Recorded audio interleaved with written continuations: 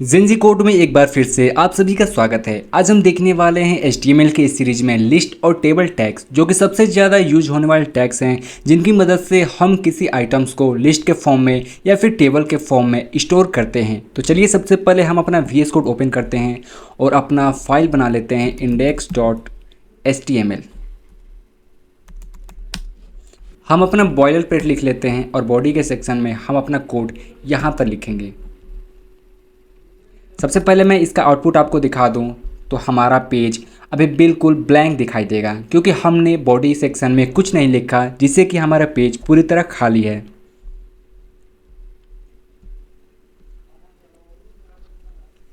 सबसे पहले मैं आपको बता दूं, हमारे HTML में 3 तरह की लिस्ट पाई जाती हैं। एक है ऑर्डर लिस्ट, दूसरा अनऑर्डर लिस्ट और तीसरा डिस्क्रिप्शन लिस्ट। ऑर्डर लिस्ट वो होती है जो कि आइटम्स को नंबर वाइज या फिर सीरियल वाइज में शो करती हैं। वही अनऑर्डर लिस्ट वो होती हैं जो डॉट के फॉर्म में प्रेजेंट करती हैं, इसमें सीरियल वाइज शो नहीं किया जाता।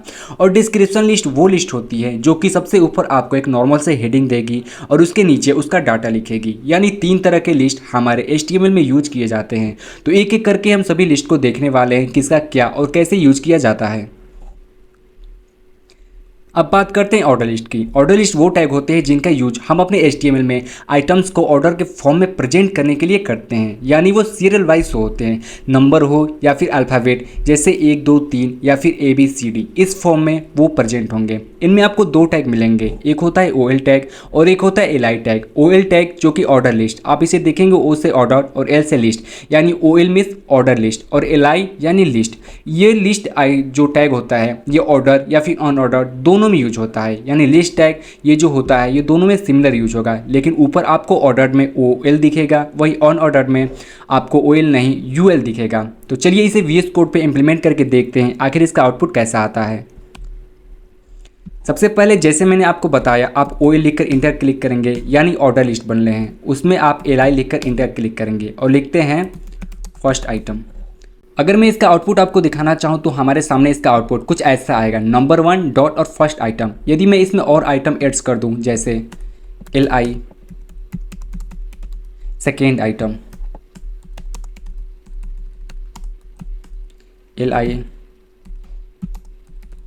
थर्ड आइटम्स, और इसका यदि आउटपुट मैं आपको देखूं तो आप 1 2 3 फर्स्ट आइटम, सेकेंड आइटम और थर्ड आइटम, यानी ऑर्डर लिस्ट का यूज किया जाता है वैल्यूज़ को ऑर्डर वाइज में प्रेजेंट करने के लिए। यदि मैं चाहूँ यहाँ पर 1 2 3 ना आकर कुछ और आए तो मैं ऑर्डर लिस्ट में टाइप प्रेजेंट करूँगा, टाइप। और यदि मैं ए लिख दूँ और इसका यदि आउटपुट मैं आपके सामने दिखाऊं तो देख सकते हैं यहाँ पर 1 2 3 की जगह पर ABCD हो चुका है, यानी आप उसका टाइप भी चेंज कर सकते हैं।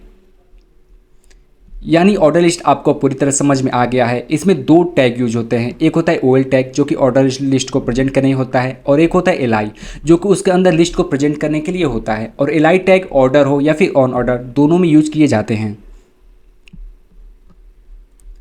अब हमारे सामने आता है अनऑर्डर्स लिस्ट। वो लिस्ट होता है जिसमें आपको सीरियल वाइज शो नहीं किया जाता, केवल आपको डॉट बिंदु से प्रेजेंट किया जाता है, तो इसमें अनऑर्डर लिस्ट कहा जाता है। इसमें जैसे कि मैंने आपको बताया था OL की जगह पर UL हो जाएगा, यानी उसमें हमारा ऑर्डर लिस्ट था तो OL था, इसमें अनऑर्डर लिस्ट है तो इसमें UL हो जाएगा। और LI जो कि दोनों में सिमिलर होगा, जो कि लिस्ट को प्रेजेंट करने के लिए यूज किया जाता है।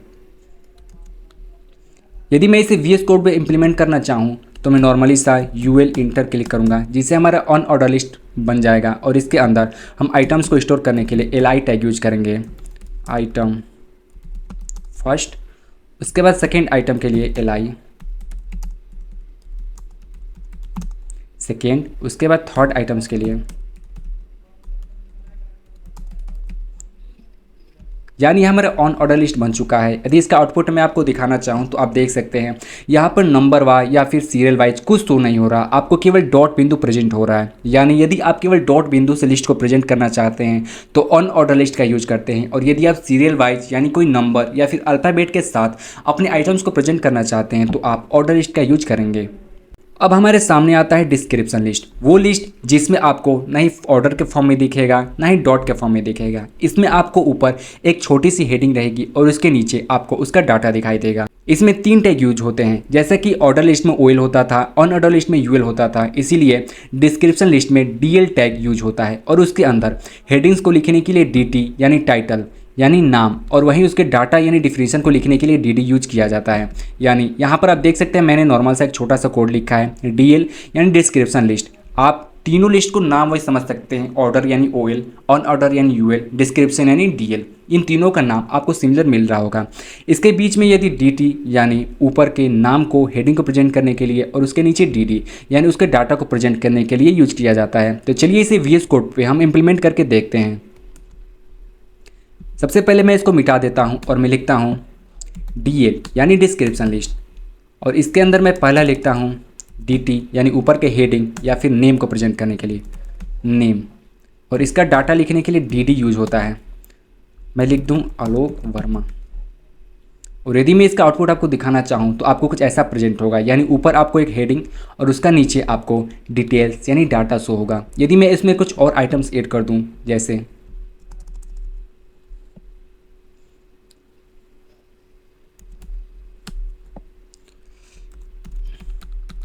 एड्रेस और मैं लिख दूँ डीडी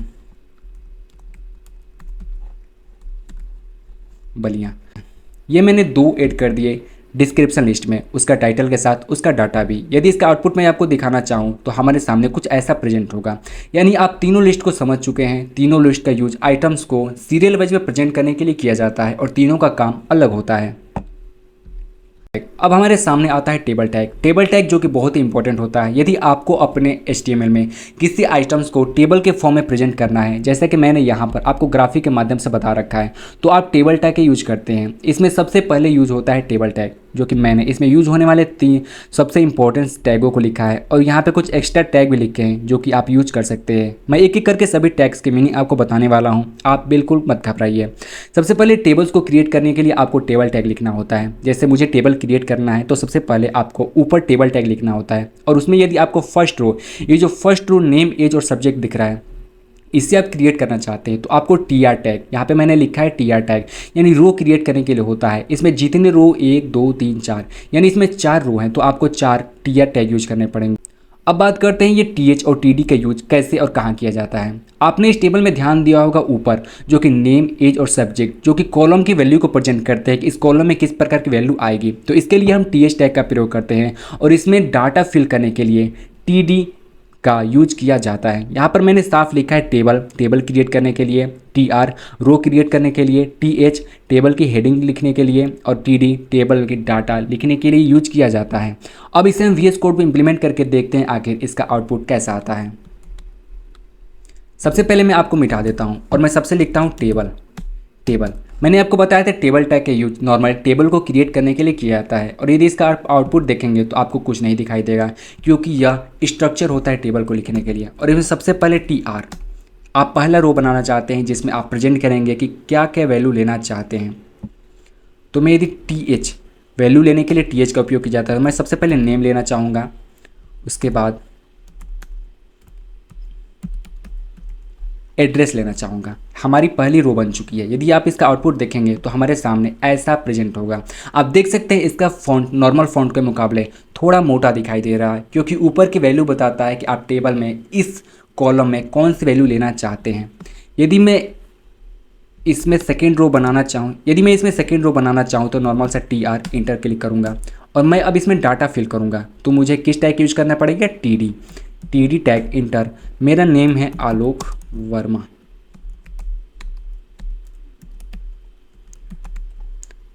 और मेरा एड्रेस है बलिया। यानी मैंने पहला रो बनाया ऊपर की हेडिंग्स को क्रिएट करने के लिए, यानी हमारे पर कॉलम में कौन सी वैल्यू आएगी, और नीचे मैंने उस हर कॉलम में वैल्यू भर दी।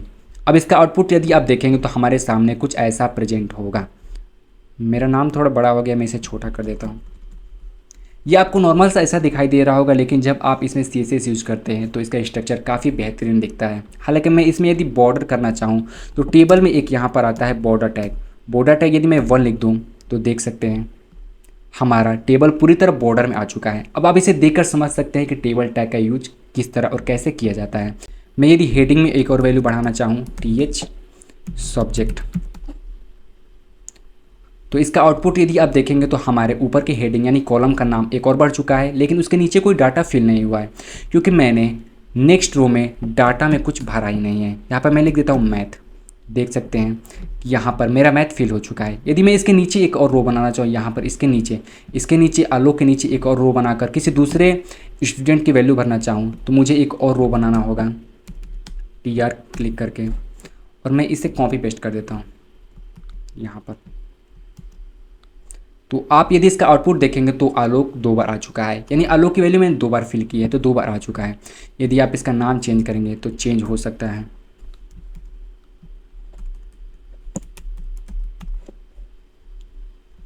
मैंने नाम चेंज किया और देखिए नाम चेंज हो गया। इसी तरह आप एड्रेस और सब्जेक्ट भी चेंज कर सकते हैं। अब आप समझ गए हो कि टेबल को कैसे क्रिएट किया जाता है।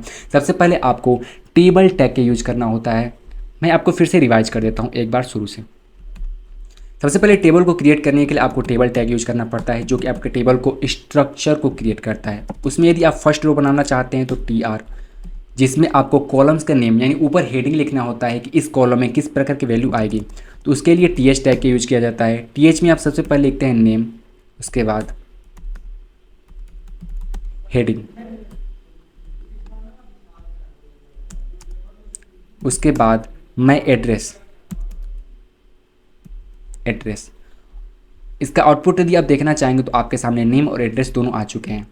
यदि मैं चाहूँ तो इस पर टेबल में यदि मैं बॉर्डर लिखता हूँ और 1 लिखता हूँ तो हमारे सामने इस टेबल का स्ट्रक्चर कुछ ऐसा शो होगा। अब मुझे कॉलम का नाम मिल चुका है नेम और एड्रेस, और मैं चाहता हूँ इसमें स्टूडेंट की वैल्यू नीचे फिल करूँ, तो इसके लिए मुझे नेक्स्ट रो बनाना होगा, क्योंकि मैं उसकी वैल्यू नेक्स्ट रो में फिल करूँगा। TR TD में आलोक, एड्रेस में बलिया। यदि आप इसका आउटपुट देखेंगे तो हमारे सामने अब डाटा फिल हो चुका है। यदि मैं चाहूँ तो नेक्स्ट स्टूडेंट का इसमें डाटा फिल करना चाहूँ तो हमें एक और रो बनाना होगा। TR TD अंकुर TD मिर्ज़ापुर, यानी नेक्स्ट स्टूडेंट की वैल्यू भी फिल हो चुकी है। अब आप समझ चुके होंगे कि टेबल टैग का यूज कैसे और क्यों किया जाता है। इसमें आपको कुछ एक्स्ट्रा टैग भी देखने को मिलते हैं, जैसे मैंने यहाँ पे लिखा है T हेड, T बॉडी और T फुटर। जो हम पहला रो बना रहे हैं हेड के लिए, उससे आप हेड टैग भी लिख सकते हैं, और यदि दूसरा जो हम डाटा को फिल करने के लिए वैल्यू बना रहे हैं उसे T बॉडी में लिख सकते हैं। और T फुटर वो टैग होता है जिसमें टोटल कैलकुलेशन की जाती है। जैसे आपने 5 सबसे पहले ऊपर लिखा TH में कि मैं इसमें स्टूडेंट की टोटल एज लेने वाला हूँ, उसके बाद आप हर स्टूडेंट की एज को उसमें लिखते जाते हैं। और यदि आपको नीचे यानी फुटर में ऐड करना होता है टोटल एज, तो आप सभी को ऐड करके लिखते हैं। तो फुटर टैग का यूज़ उसी लिए किया जाता है कि आप टोटल वैल्यू को उसमें लिख सकें। तो फिर आज के लिए इतना ही, मिलते हैं फिर अगली वीडियो में नेक्स्ट टॉपिक के साथ।